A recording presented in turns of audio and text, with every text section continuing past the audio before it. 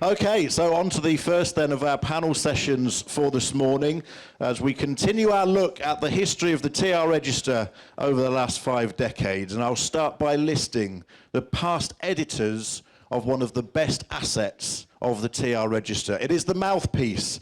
It is the thing that joins the members together. It is, of course, TR Action magazine. And the past editors have included Bob Knowles, Colin Chuck, Roger Clark, Mike May, Ginny Soden, Steph Martin and Ian Pemberth, Steve Redway, the longest serving of the editors, Kevin Warrington, and some bloke called Wayne Scott. So to all those editors, give them a big hand.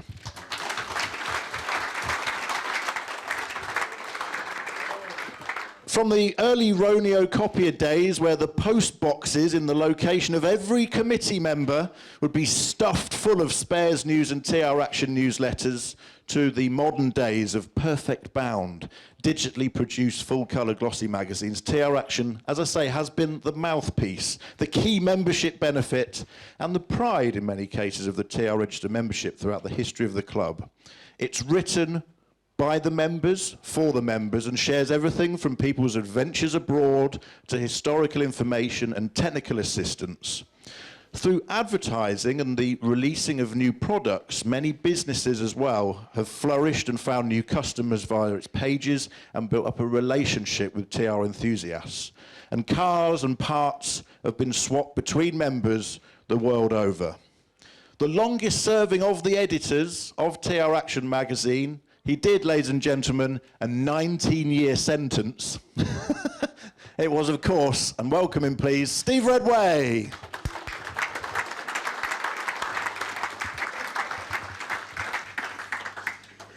Sit yourself down, Steve, grab yourself a microphone, and this is going to make people feel like they were back at Malvern at the International weekend to hear us two chatting away. I feel we should be in an arena here with some cars coming through, but we'll talk about the magazine. Firstly, let's just share the story again for those that weren't here last night about how you ended up in the TR Register. It all began in the Lake District. Well, those of you, well, firstly, a very good morning to you. I hope you weren't too bored last night with the stories, but it was great fun, and I really, really enjoyed it. Going back to how I became a member of the TR Register and sort of started to get my toe a bit wet in helping out. I was up at the Lake District on holiday. I'd come back from Australia, where I'd lived for 4 years. I'd sold a business there, and I wanted to buy a sports car, a British sports car in England, and I couldn't afford an Austin Healey that I wanted. It was too long to wait for a new Morgan. So I saw an advert for a TR6, and to cut a long story short, in Bristol, I went down to the garage and I bought it. And I was up in the Lake District on holiday. I hadn't joined the TR Register, which is entirely the wrong way to do it, as we recommend to people you should join the Register and then get your car. So I was up in the Lake District, and I was a week in the Lake District, and then I was going on to a week in the Yorkshire Dales. So I packed my tent up on the Saturday, midway on the 2-week stay, and I was driving back through Coniston. And, you know, we've talked about these headlights that flash at you. Well, oncoming was a car that I sort of vaguely recognized. It might have been a TR. It certainly wasn't an MGB, but it flashed its lights at me. There I was in my 6, and I thought, well, that's unusual. And then around the corner came another one, and after 3 or 4 of them had come round and flashed their lights at me, I came to a pub with a car park heaving with TRs in it. So I thought, there must be something up here. Obviously, there's nothing too wrong with my car. Nothing's fallen off it. There must be something going on here. And I went into the bar, and I was met by a guy called Dave Lightning Brown, if anybody of you remember him, the late, great Dave Brown. And he said, it's the Lakes weekend, mate. Where are you going? I said, I'm off to Yorkshire. He said, no, you're not. You're staying. Go back and put your tent up. So I went back and put my tent up, and that night they lined their beer mugs all up and down the length of my bonnet on my Mimosa TR6, and I was hooked into the TR Register then. I joined it very shortly after. Well, so hooked, in fact, that you got very heavily involved in Glavon, I should say, at this point. Heavily involved in Glavon Group and started to produce a rather nice newsletter, didn't you? Yeah, I joined the Glavon Group in 1980 when they were just formed, and the original group leader did everything in the group. There was no little committee like the local groups have now. And Bob Hawkins, who was the group leader, he did it for about 4 years. And sort of I was a bit sad because he did so much hard work. And we were away at a camping event. I think this one was up in the Yorkshire Dales, up near there. And he said he was going to give it up. And I must have had too much to drink because I offered my services. And I took over the group leadership of the Glavon Group. But part of that group was a newsletter. And the group leader then did everything. He arranged the events, he sought members, he did the newsletter. And I found this was a niche generation of enthusiasm to create. It was very, very creative. And I ended up with that newsletter back in the mid-'80s at 40 pages with a colour front cover, just a local newsletter. And unfortunately, the TR Register got to hear about it. And I think I was hoisted by my own petard because I was called up for a position on committee without portfolio. Now, I should have realised that I was being brought in here, and that man there was partially responsible, Ian Evans, actually, because the then editor of TR Action, Ginny Soden, she wasn't too well, and, well, we know what happened. She went on, she passed away, and I felt I was in that position again to sort of offer my services. So that's how I became the editor of TR Action. Well, let's just take a step back before that, because we have Steph Martin here, who's at the back there somewhere. Hewitt, sorry, Steph Hewitt. Come and have a word, because let's talk about, you are the only person we have here, really, to represent the pre-Redway era, sadly. So let's just sort of tell a little bit about that story. And Rosie, let's get Rosie up as well. Let's have you all up.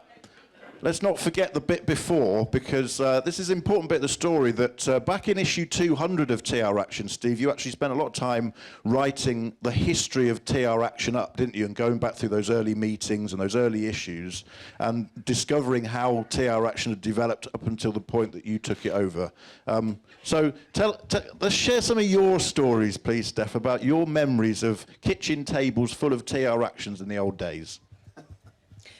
Well, my parents joined the Register, I think it was about 1979, bought a TR locally that was spraying petrol all over the engine. My dad started fiddling with it, ended up restoring them as a business. But my mum quickly got very into the whole club scene. And she was quite a forceful personality, as anybody that knew her would recall. And she, Graham Martin, Steph Martin, who you thought I was, thank you. No. That's all right, it's all right. On the kitchen table, under a pall of cigarette smoke, lots of shit, bugger. I'll go and type that again. Fag from one corner of the mouth, muttering swear words, typing away. They literally cut it and paste it.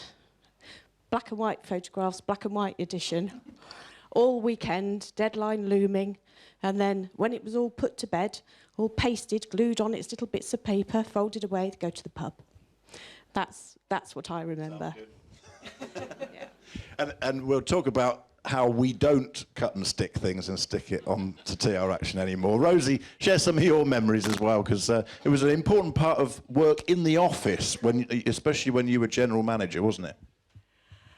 Well, it was a lot of, not so much cutting and pasting, but opening envelopes of the enormous amount of stuff, because without the contributions, we didn't have a newsletter. So it was only everybody sending stuff in that we actually had something to publish. And it's something that everybody in the club got, and that was the main thing they got for their money, for the membership. But mainly Steph and I, we used to type and it needed two people to proofread the classified ads, and we used to have quite a laugh because there were some, well, they weren't really funny, but One that sticks in my mind, you know what I'm going to say. We always used to laugh at the classified ads for sale that said baby forces sale, and we always had this wonderful picture of, you will sell this car.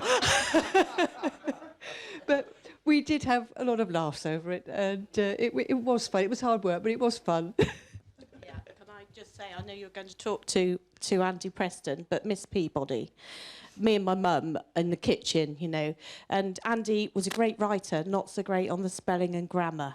Nothing changes. And honestly, we used to howl. We used to absolutely howl over. It was funny writing, and then with the mistakes, it made it even funnier.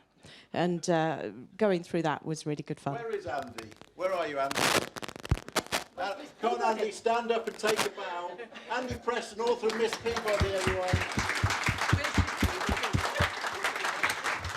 Andy, did you bring her with you? She's not here. Oh, she's outside. All right, good.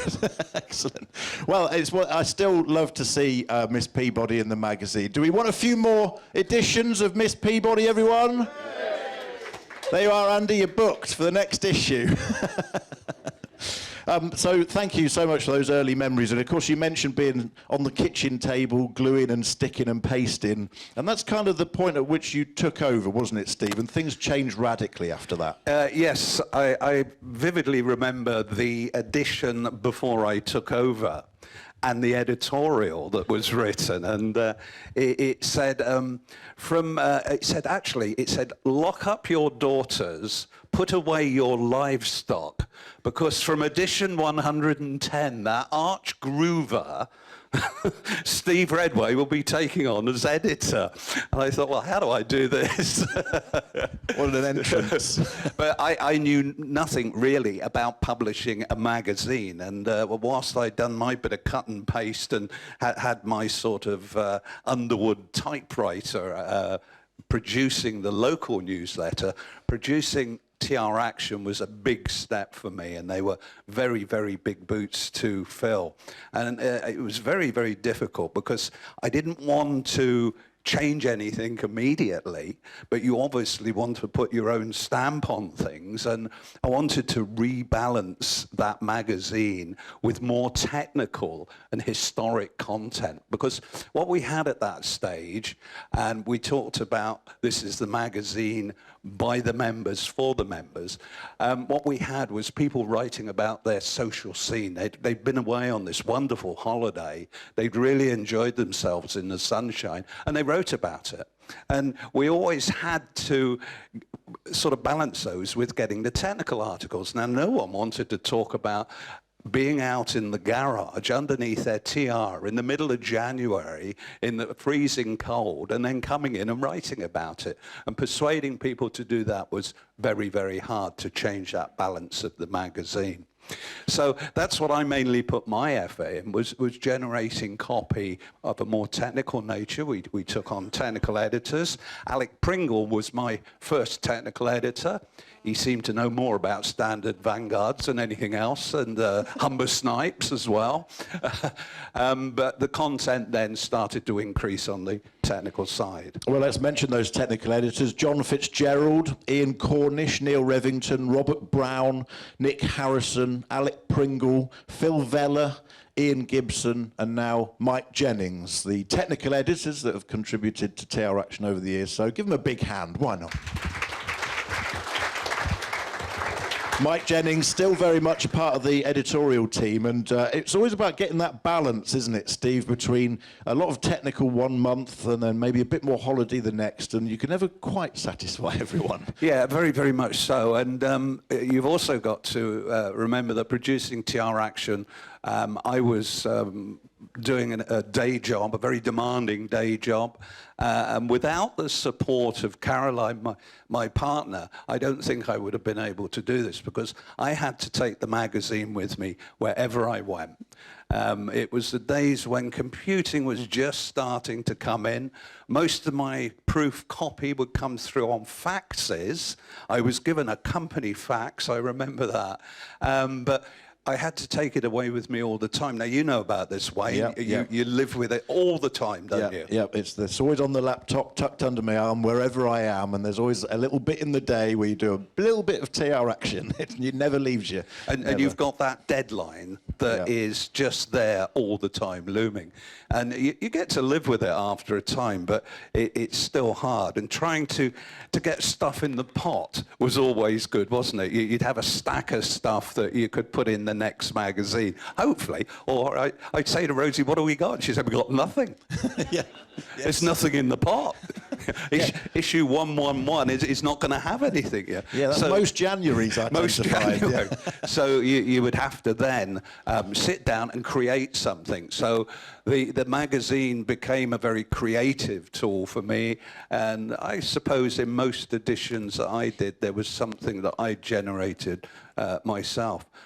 Imagine how much work that was. I worked it out at one time. It was about 15 to 20 hours work a week on top of the day job. And my day job for quite a few years, I had to get up at 5:15, travel to St Albans from Gloucestershire, come home at 7:30. I was home at 9:30, and then put a couple of hours in the magazine and go to bed and do it all again the next day. So, you know, the volunteering side of the magazine is not there now, is it? Yeah, it's still 40 hours a month. I say 40 hours a month for each issue of TR Action, so about the same. But of course, you were the person who brought in the more professional design that I have now evolved further on. But I had a really good starting point because you took the magazine from purely in-house to bringing in a design agency in Bait Brand, and that was a major step, wasn't it? Yes, it was. There was a number of major steps, and what I tried to do was to do at least every year some form of a step, whether it's changing the font styles of the heading, whether it was introducing a new series of articles like Rebuilders' Diaries or something like that. And one of the major steps we had, and everybody would have noticed this, was when we took on board Bait Brand and their design services for producing the magazine. Nikki and Mark Bates did a tremendous job, very, very proactive. They come to the meetings of the editorial team up at Didcot with a whole raft of new design ideas, which I was like a kid in a toy shop with these things. You could see how the magazine was going to be. The one thing that I'd already got into place, and that was thanks to Andy Peterson mainly in providing the money for it as the treasurer, was 100% colour. That was an amazing day. I mean,